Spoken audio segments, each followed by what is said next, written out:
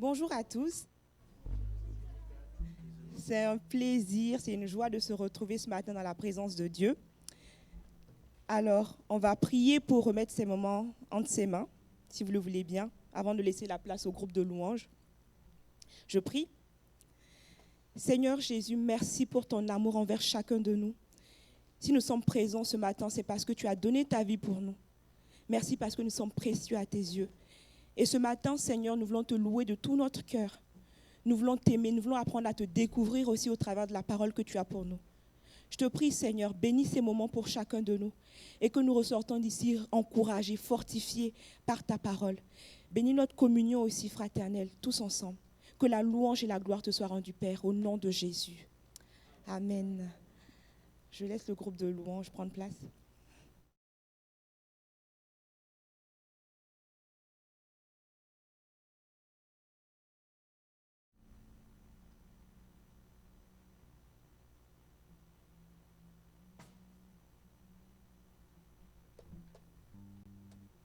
Bonjour, le silence. Amen. Bon, on ne va pas rester aussi silencieux, on va louer le Seigneur, on va élever le Seigneur ce matin parce qu'il a fait des bonnes choses cette semaine, il nous a bénis, il a conduit les choses et nous prions ce matin, nous prions pour que pour les temps à venir, il puisse transformer nos vies par nos louanges. Donc on va prendre ce chant, élève-toi.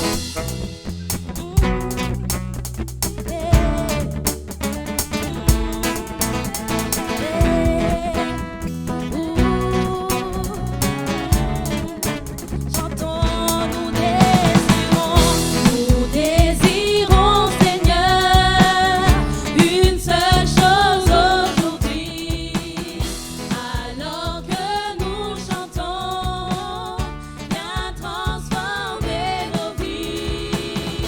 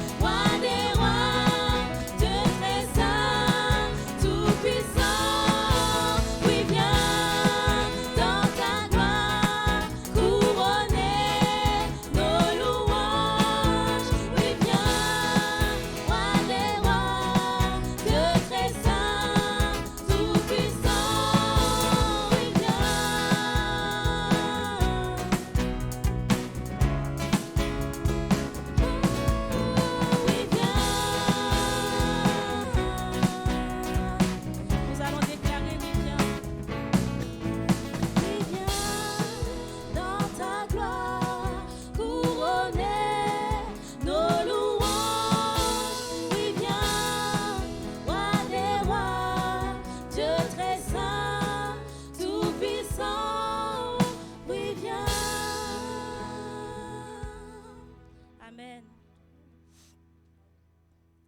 Amen. Nous avons besoin du Seigneur. Nous avons besoin qu'il vienne dans nos moments d'angoisse, dans nos moments de peur. Nous n'avons pas besoin d'avoir peur, en fait. Et c'est pour ça qu'on veut prendre ce chant. Face au géant dressé devant moi, je ne crains rien, Seigneur, car tu es avec moi. Amen.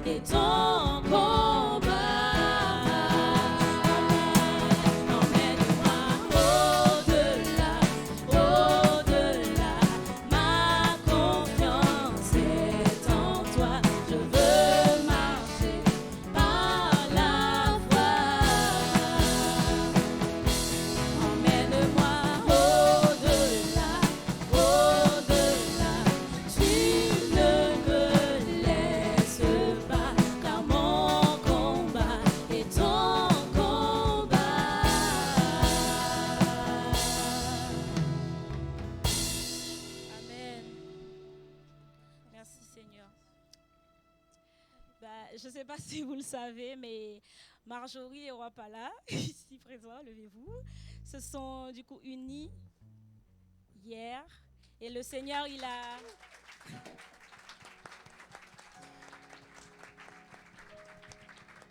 Et le Seigneur, il a été présent pendant toute cette semaine, pendant tous ces moments. Il a mis aux côtés de Marjorie et Wapala des jeunes tellement gentils, tellement généreux, qui nous ont aidés dans la déco, dans tous les préparatifs en fait. Et franchement, c'était une joie de travailler pendant toute cette semaine pour vous, parce que vous faites partie de notre famille en fait. Et on leur a demandé aujourd'hui les chants qu'ils préféraient.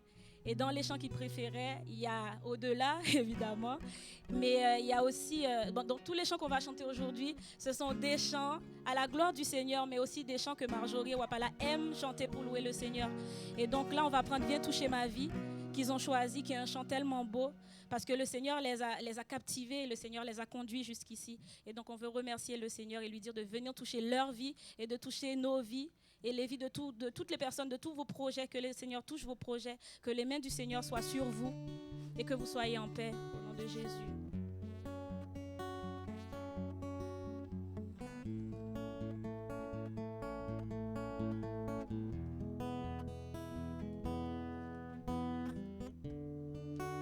Oh, quelle paix dans ces moments, dans le calme de ta présence. Quand le bruit faiblit et tu parles à mon âme, tu as toute mon attention.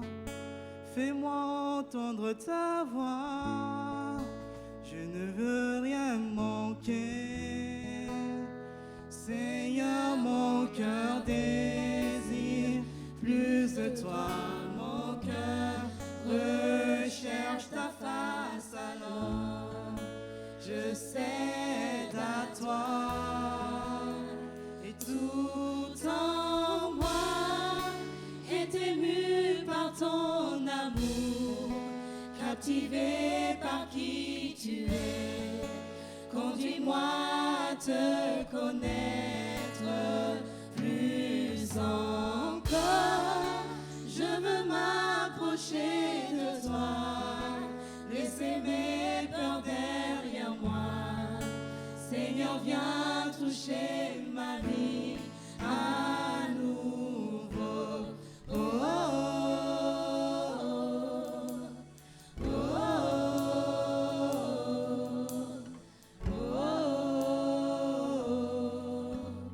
oh.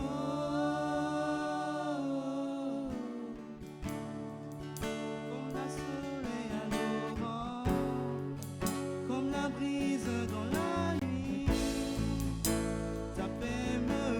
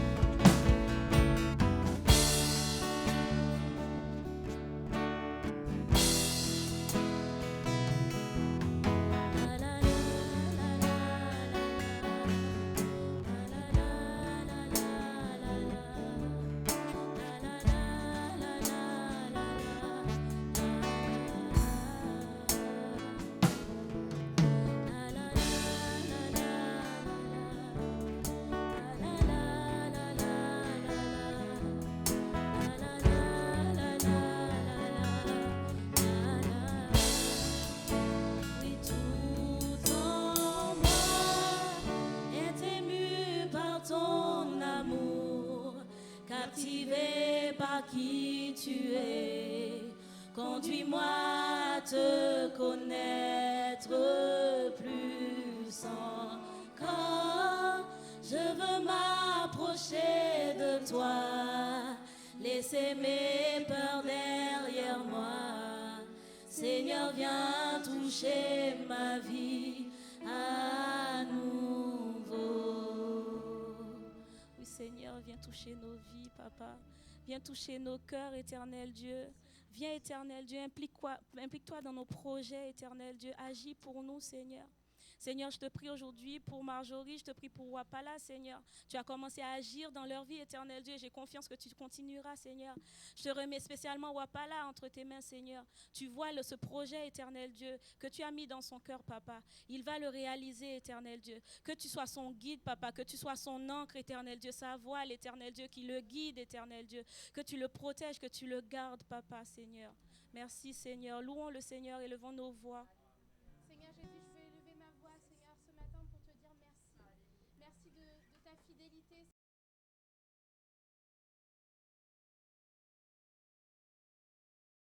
Amen. Oui, l'Esprit de Dieu est en nous. Il est avec nous et il est parmi nous. C'est vrai que chaque fois qu'on prie et qu'on le loue, on sent une atmosphère différente en fait. On sent une autre dimension en quelque sorte. Quand on le prie, on oublie nos timidités, on oublie les gens qui sont à côté de nous. Juste on vient, on le prie, on l'appelle, on le demande.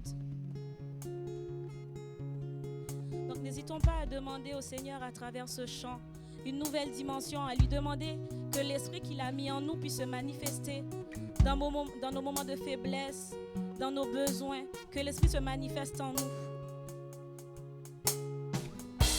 Que ta présence en moi devienne réelle, que ta présence en moi devienne palpable. Je veux une autre dimension de toi.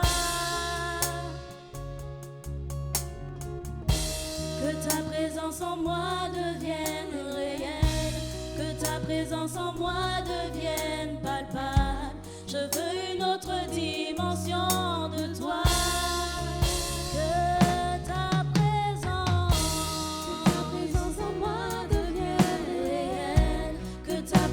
En moi devienne palpable. Je veux une autre dimension de toi. Que ta présence en nous devienne réelle. Que ta présence en moi devienne réelle. Que ta présence en moi devienne palpable. Je veux une autre dimension de toi. La dimension du toucher. La dimension du toucher.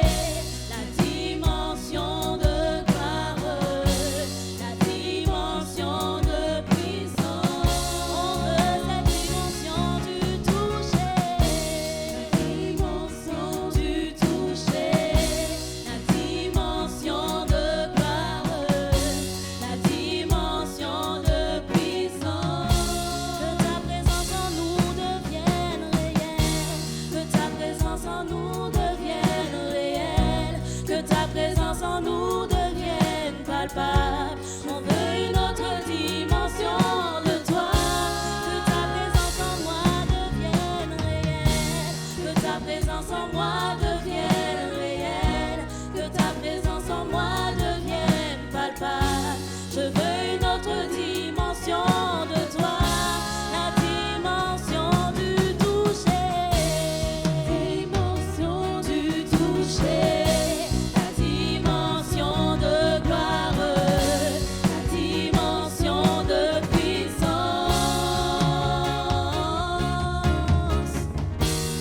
Dimension du toucher. La dimension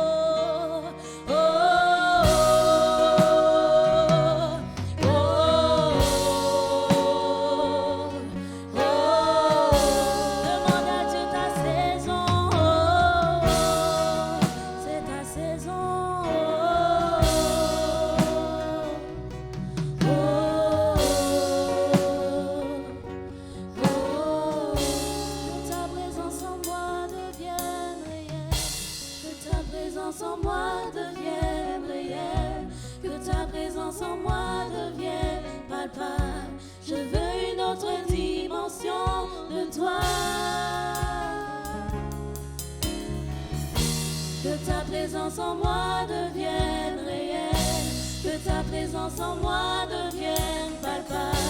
Je veux une autre dimension de toi.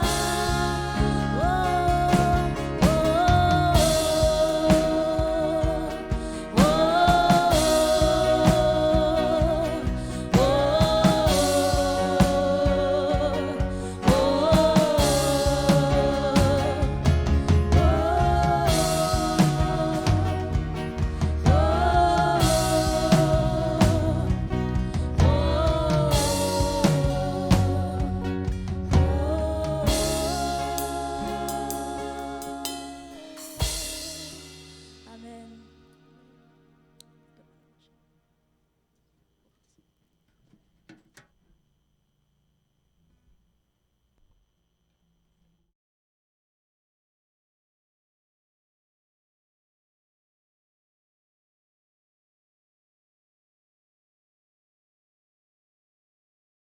Bonjour à tous. Avant de partager les Écritures, on va faire quelques annonces. Naomi.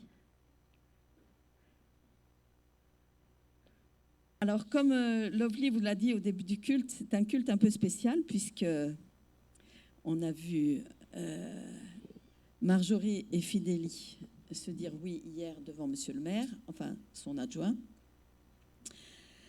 Et ils ont voulu faire quelque chose de simple. C'est pour ça qu'ils ont voulu aussi faire ce temps de bénédiction en église le dimanche matin. Alors, ce message leur est un peu destiné quand même, mais j'ai pensé à vous tous aussi, parce que je me suis dit, il ne faut pas que je parle qu'à eux, autrement vous allez vous sentir un peu abandonnés. Donc, on va faire une lecture dans l'évangile de Jean. Voilà. Jean chapitre 2, verset 1er, verset 1 à 11, qui nous raconte l'histoire d'un mariage.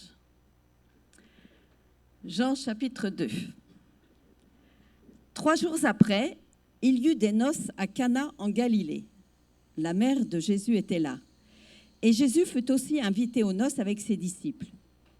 Le vin ayant manqué, la mère de Jésus lui dit « Ils n'ont plus de vin. » Jésus lui répondit « Femme, qu'y a-t-il entre moi et toi? Mon heure n'est pas encore venue. » Sa mère dit aux serviteurs « Faites tout ce qu'il vous dira. » C'est pour cela que j'ai intitulé mon sermon « Faites tout ce qu'il vous dira. » Or, il y avait là 6 vases de pierre destinés aux purifications des Juifs et contenant chacun 2 ou 3 mesures. Jésus leur dit « Remplissez d'eau ces vases. » Ils les remplirent jusqu'au bord. « Puisez maintenant, leur dit-il, et portez-en à l'ordonnateur du repas. » Et ils en portèrent. Quand l'ordonnateur du repas eut goûté l'eau changée en vin, ne sachant d'où venait ce vin, tandis que les serviteurs qui avaient puisé l'eau le savaient bien, il appela l'époux et lui dit « Tout homme sert d'abord le bon vin, puis le moins bon après qu'on s'est enivré. Toi, tu as gardé le bon vin jusqu'à présent. » Tel fut à Cana en Galilée le premier des miracles que fit Jésus, et il manifesta sa gloire, et ses disciples crurent en lui. Voilà une belle histoire où Jésus est présent.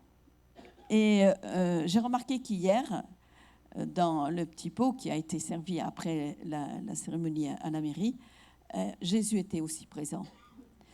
Mais ce matin, il est encore plus présent parce qu'il y a quelque chose de particulier. Il y a sa bénédiction qui s'étend sur tout le monde et en particulier sur nos 2 jeunes. Alors, cette histoire des noces de Cana inaugure le début du ministère public de Jésus. On le voit à la fin.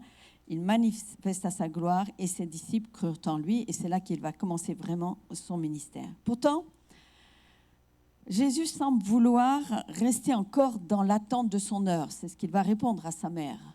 Quand elle lui demande de faire quelque chose pour les marier, il dit « Mon heure n'est pas encore venue. » Pourquoi ? Parce que sa volonté est d'accomplir la volonté de son Père céleste. La volonté de Jésus est toujours d'accomplir la volonté de son Père céleste. Et ça, il l'a compris dès son plus jeune âge. Rappelez-vous, quand il était dans le temple à 12 ans, déjà, il disait à ses parents, il fallait que je m'occupe des affaires de mon Père. Donc déjà, dès son plus jeune âge, il savait que sa mission au milieu des hommes était de révéler son Père, mais aussi de révéler que son Père était le Père de tous les hommes. Et pour cela, il sait quelle est l'importance d'être en harmonie avec tout ce que le Père veut. Aussi, ce n'est pas la sollicitation de sa mère qui va le faire dévier de son but, de son objectif. Marie va le réaliser. Et du coup, elle va simplement inviter tous ses serviteurs qui sont venus dire qu'il n'y avait plus de vin. Elle va les inviter à s'en remettre simplement à ce que dira Jésus. Alors, que nous dit Jésus ? Marjorie et Fidélie. On l'a dit, ils se sont dit oui devant monsieur le maire hier. Et aujourd'hui, ils sont venus demander la bénédiction de Dieu sur leur union qui débute. Leur désir, et je crois me faire votre porte-parole, leur désir, c'est d'accomplir la volonté de Dieu dans leur vie personnelle, mais aussi dans leur vie à deux. Pour nous tous qui sommes ici, pour nous tous, qu'entendons-nous lorsque cette parole nous est donnée ? Faites tout ce qu'il vous dira. Qu'est-ce qu'on entend ? Alors certains vont peut-être attendre des instructions bien précises quant aux décisions qu'ils ont à prendre. D'autres ne feront rien sans avoir eu un rêve, une vision, une parole prophétique, ou que sais-je auparavant. La réponse de Jésus au constat de sa mère, ils n'ont plus de vin, sa réponse, elle est quand même déconcertante. Mon heure n'est pas encore venue. Non, mais Seigneur, c'est pas ça que je te demande. Oui, mais mon heure n'est pas encore venue. Et pourtant, Marie va s'en remettre complètement à ce que Jésus dira, c'est le message qu'elle va porter après aux serviteurs.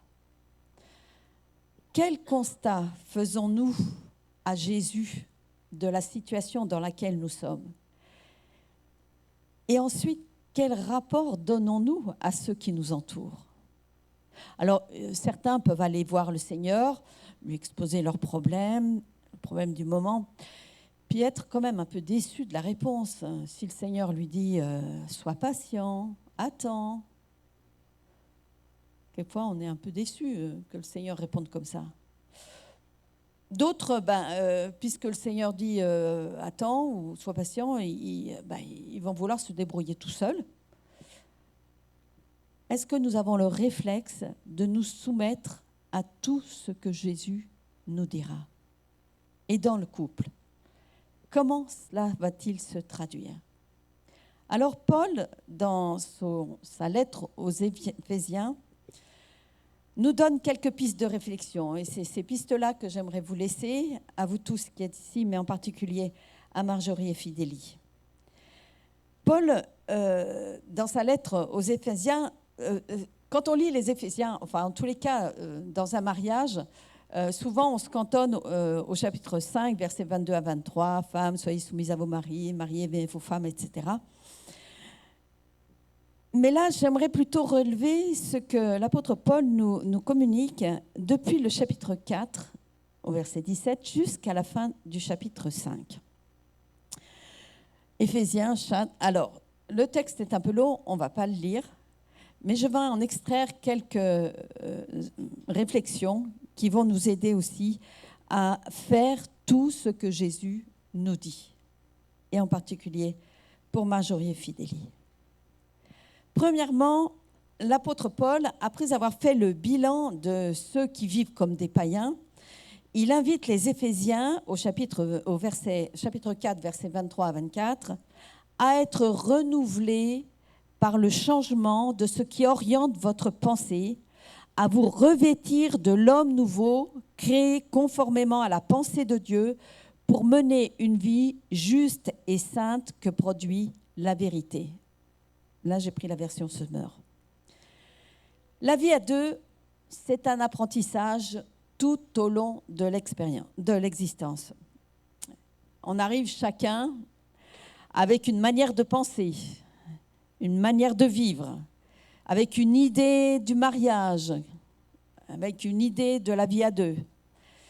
Et on est bien obligé de constater qu'il y a souvent des divergences de vues.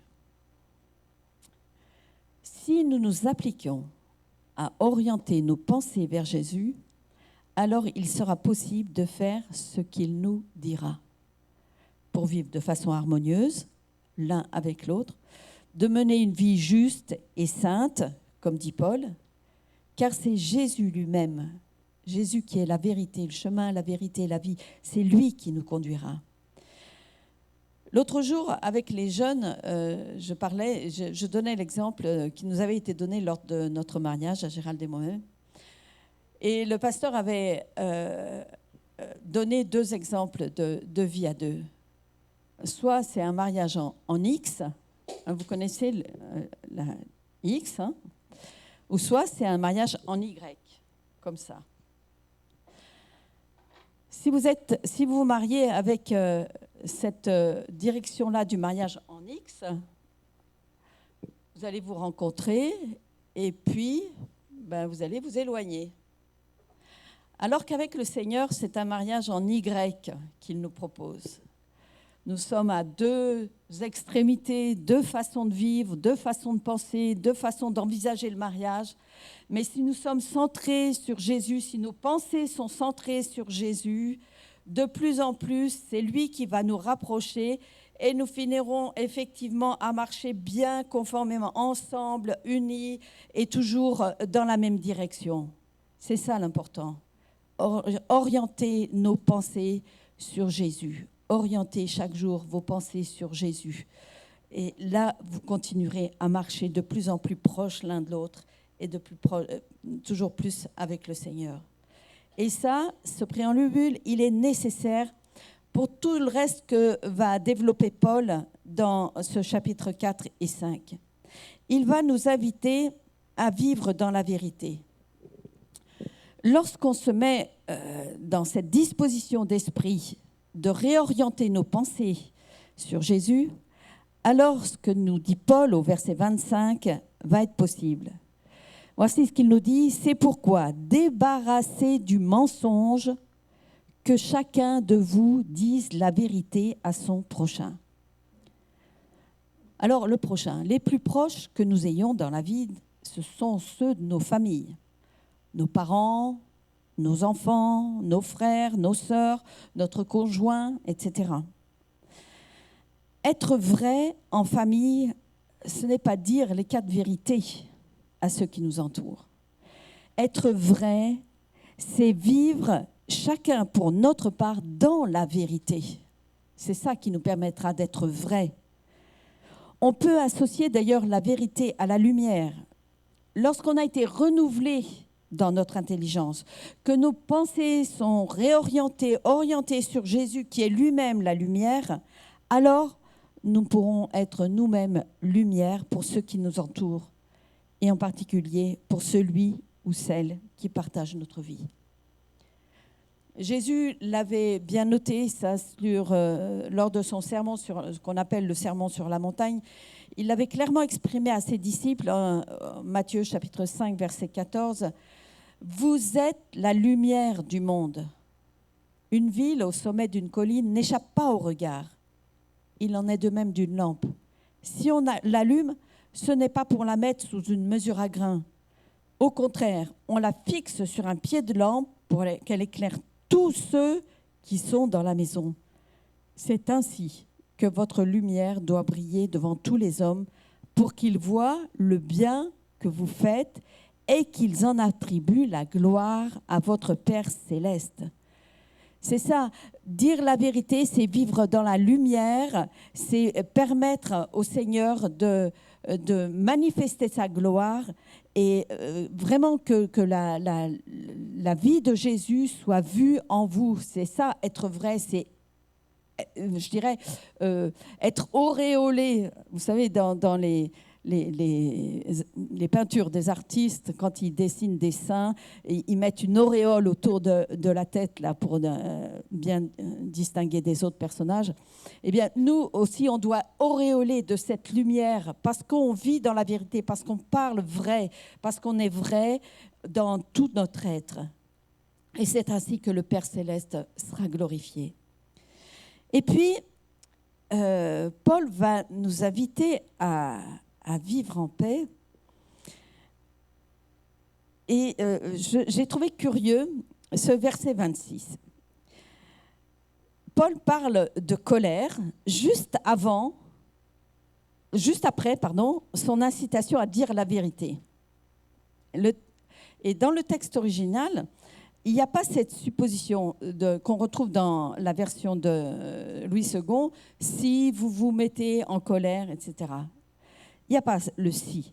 La version de Summer, d'ailleurs, le traduit bien et dit « mettez-vous en colère ». Wow. Mais tout de suite après, il y a un mais. Mais, Marjorie. Mets-toi en colère, mais. Mais ne péchez pas, ne commettez pas de péché, que votre colère s'apaise avant le coucher du soleil. Ne donnez pas aucune prise au diable.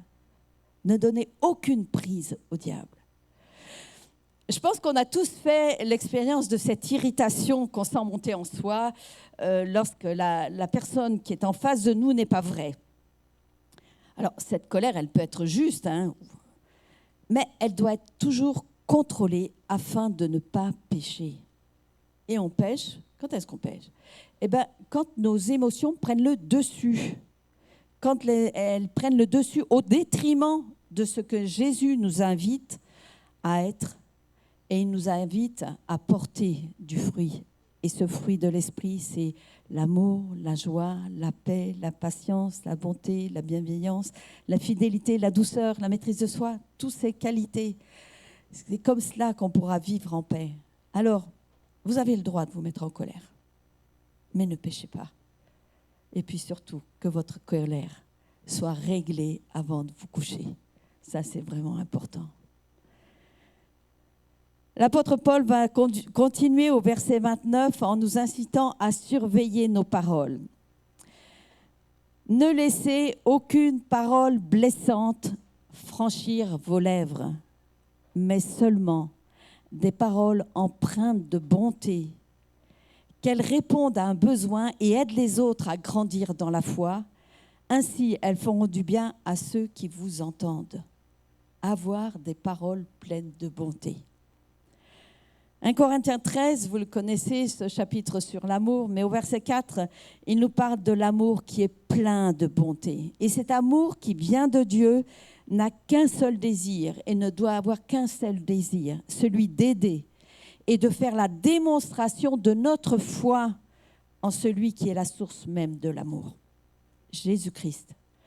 Jésus est venu sur terre, il s'est incarné dans une chair semblable à la nôtre et il a manifesté pleinement son amour en donnant sa vie lui-même, en étant l'expression même de l'amour, en donnant sans rien attendre en retour.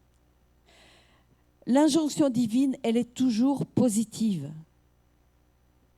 C'est toujours des paroles pleines de bonté, de douceur, de bienveillance qui doivent sortir de notre bouche. Des paroles positives. Jésus nous invite à dire des paroles qui répondent à un besoin, qui aident à grandir dans la foi, qui font du bien. Cherchons toujours à dire de telles paroles afin d'être en bénédiction à ceux qui nous entourent et en particulier à celui ou celle qui est la plus proche ou le plus proche de nous. Ça sera une bénédiction non seulement pour l'autre, parce qu'on va bénir l'autre, mais en retour, il y aura un retour. On sera béni également. Il y a forcément des bénédictions. La bénédiction, elle rejaillit sur celui qui bénit. Et puis, Paul va continuer au verset 32 en nous invitant à pardonner. Si l'apôtre Paul a insisté sur la bonté, c'est pour nous amener justement à ce pardon. Verset 32, voici ce qu'il est dit. « Soyez bons, compréhensibles les uns envers les autres. Pardonnez-vous réciproquement comme Dieu vous a pardonné en Christ. » En Christ. Il y a, je crois, une réciprocité dans le pardon quand il s'agit de chrétiens dont la volonté est de se soumettre à Dieu et de faire sa volonté. Ils sont sur un même terrain, un terrain spirituel. Il est certain que quand le pardon ne peut s'exercer sur ce même terrain, il opère différemment en nous. Et j'en avais parlé une fois à une réunion de femmes. Quand l'offensé accorde son pardon à l'offenseur, il sort de l'emprise néfaste qui le maintenait dans un mal-être et il retrouve sa liberté de penser. Et ça, c'est important. On retrouve sa liberté quand on accorde le pardon à quelqu'un qui n'est pas sur ce terrain spirituel, sur ce même terrain. Quand on accorde ce pardon, alors on sort de cette emprise et on est enfin libre, libre d'être soi-même, libre de vivre avec le Seigneur, libre d'aimer et d'être rempli de l'amour de Dieu.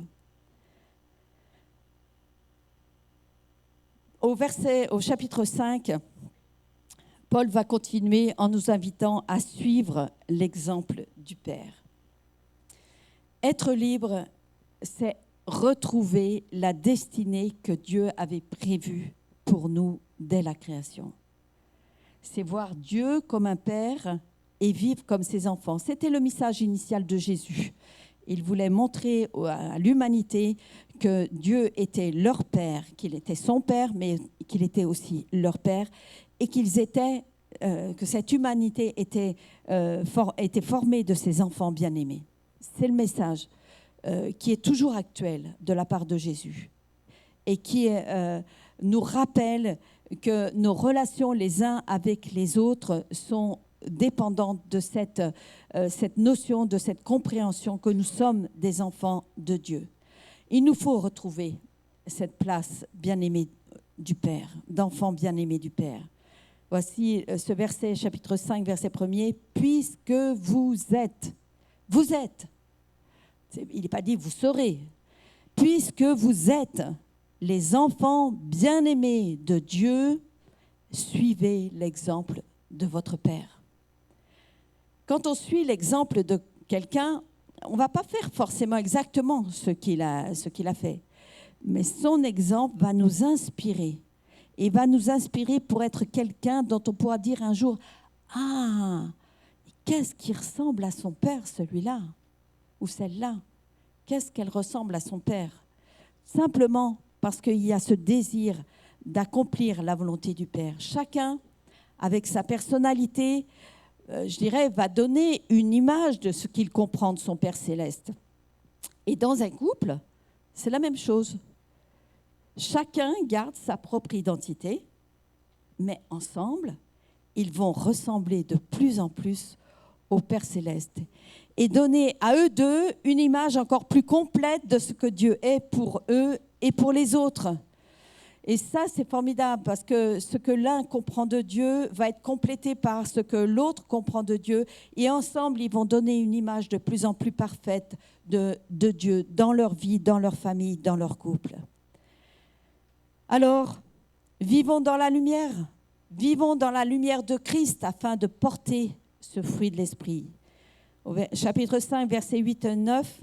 « Comportez-vous donc comme des enfants de lumière, car ce que produit la lumière, c'est tout ce qui est bon, juste et vrai. » Ce qui est bon, juste et vrai. Je vous rappelle ce que disait Paul aussi dans une autre épître, concernant la volonté de Dieu, c'est ce qui est bon, agréable et parfait. Eh bien là, Paul nous invite aussi à produire ce que produit la lumière, donc à produire nous ce qui est juste, bon, juste et vrai. Lorsqu'on est en communion avec le Père, à l'image de Jésus, avec son Père céleste, alors il est certain qu'on accomplira sa volonté. Et cette volonté, lorsque nous l'accomplirons,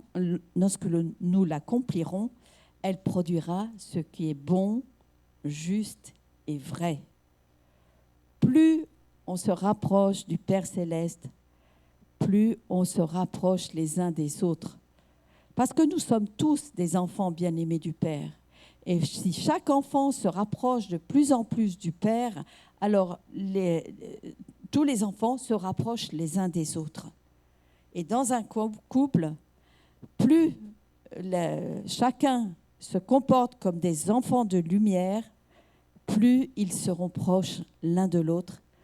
Et les fruits portés par chacun sera une bénédiction, et ce sera une bénédiction pour l'un comme pour l'autre. De la même manière qu'en Église, plus nous accomplissons la volonté de Dieu, plus on se rapproche de Dieu, plus on se rapproche les uns des autres, et plus on sera en bénédiction les uns pour les autres. Alors, en conclusion, et cette conclusion, je vais l'adresser plus spécialement à Marjorie et Fidalie, c'est tout un programme. Faites tout ce qu'il vous dira. Faites tout ce que Jésus vous dira. Vous serez assurés d'avoir un mariage réussi. C'est tout un programme pour une vie à deux et pour la construction de votre nouvelle famille. Le chapitre 6 des Éphésiens va commencer par des conseils concernant les enfants. Ce sera la prochaine étape pour vous. Ce sera une autre étape. Mais n'oubliez pas déjà, dès maintenant, de faire tout ce que Jésus vous dira pour entretenir une sainte et saine relation entre vous et avec tous vos proches. Et je vous laisserai quand même ce verset qui clôt le chapitre 5, verset 33. « Quant à vous, que chaque mari aime sa femme comme lui-même et que chaque femme respecte son mari. » Et j'aimerais rajouter quelque chose parce que je trouve que ça a besoin d'être précisé. Il y a toujours du respect dans l'amour et il y a de l'amour dans le respect au sein du couple. Alors que Dieu vous aide à vivre ce respect et cet amour mutuel afin que vous puissiez construire quelque chose de beau, de durable. Nous sommes pour un développement durable au niveau des couples. Donc, il faut que ce soit durable jusque dans la vie éternelle. Que Dieu vous bénisse. On va prier et puis je vais vous inviter à vous avancer. Gérald va dire quelques mots après. Merci Seigneur, merci pour ta parole qui est un encouragement, qui est toujours pleine de belles choses, qui nous aide à nous épanouir, à grandir en toi, à nous développer, à manifester ce fruit de l'Esprit, Seigneur. Et je te prie vraiment que chacun pour notre part, nous puissions vivre de cette parole, la laisser nous transformer, la laisser transformer nos familles, nos couples, nos enfants, Seigneur, et que nous puissions vraiment refléter ta gloire, que ta gloire paraisse. Si tu as accompli ce miracle le jour d'un mariage, ce premier miracle le jour d'un mariage, c'est pour montrer aussi que chaque famille peut être un sujet de gloire pour toi. Manifeste ta bonté et glorifie ton nom, Jésus. Amen. Amen.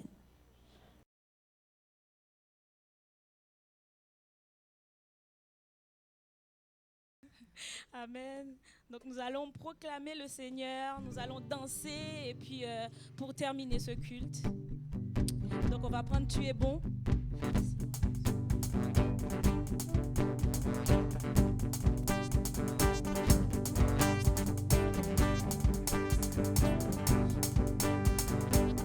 Je veux le proclamer du sommet des montagnes. Ta grâce est sans limite, ta bonté sans égale, ta tendresse m'envahit.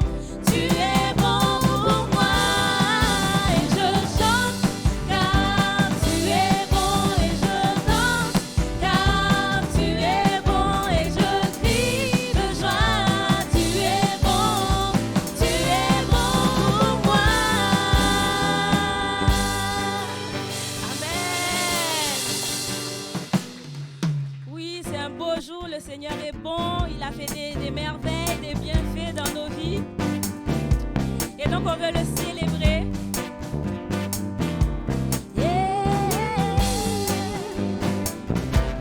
Oh, quel beau jour!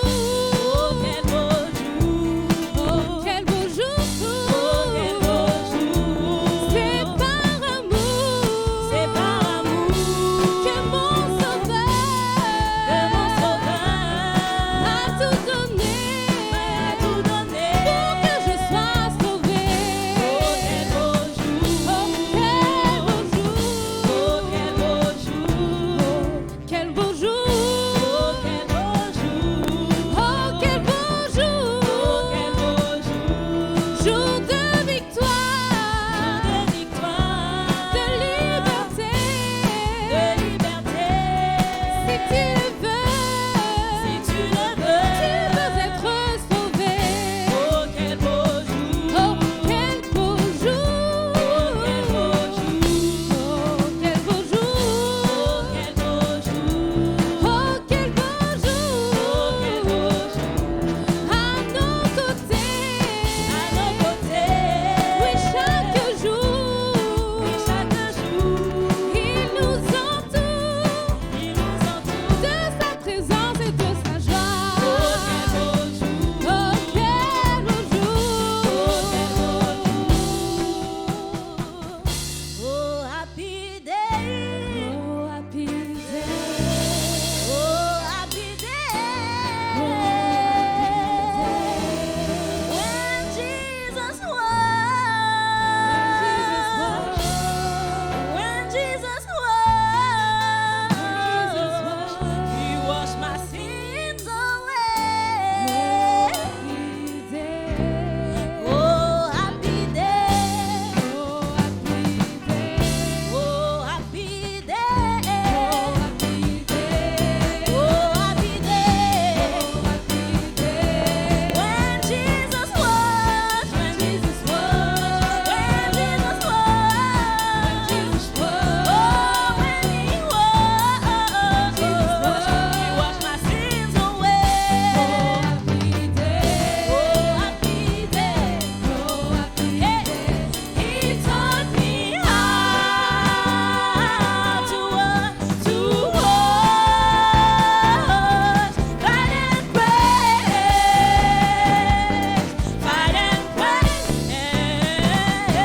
and if we rejoice,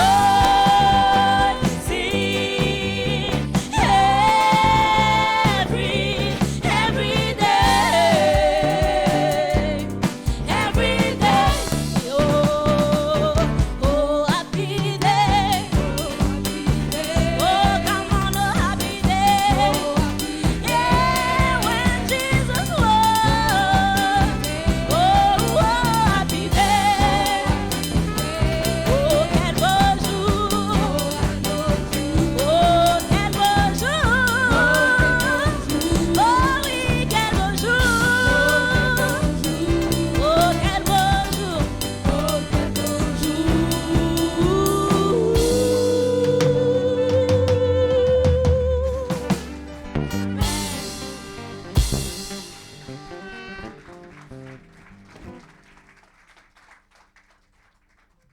De ce culte. Je te remercie, éternel Dieu des anges, pour cette union éternelle entre tes deux enfants, éternel Dieu des anges, entre tes saintes mains, éternel Papa. Je viens te remettre, éternel Papa, tes enfants. Seigneur, que ta paix soit sur eux, que ta grâce soit sur eux. Éternel Dieu des anges, Papa, accompagne-le, éternel Dieu des anges, Papa, du début, éternel Dieu des anges, Papa, jusqu'à leur rencontre, éternel Dieu des anges, avec toi. Éternel, béni, éternel Dieu des anges, Papa, les enfants qui sortiront de cette union. Bénis, éternel Dieu des anges, Papa, leurs familles respectives, éternel, et que ta main de grâce, éternel Dieu des anges, Papa, soit sur eux. Entre tes saintes mains, je remets, éternel Dieu des anges, Papa, notre semaine, éternel Dieu des anges, marche avec nous, dirige-nous, éternel Dieu des anges, Papa, et que ton esprit, éternel, Papa, nous guide, éternel, et nous montre la voie à suivre. Dans le nom puissant de Jésus-Christ, j'ai ainsi prié. Amen. Bon dimanche.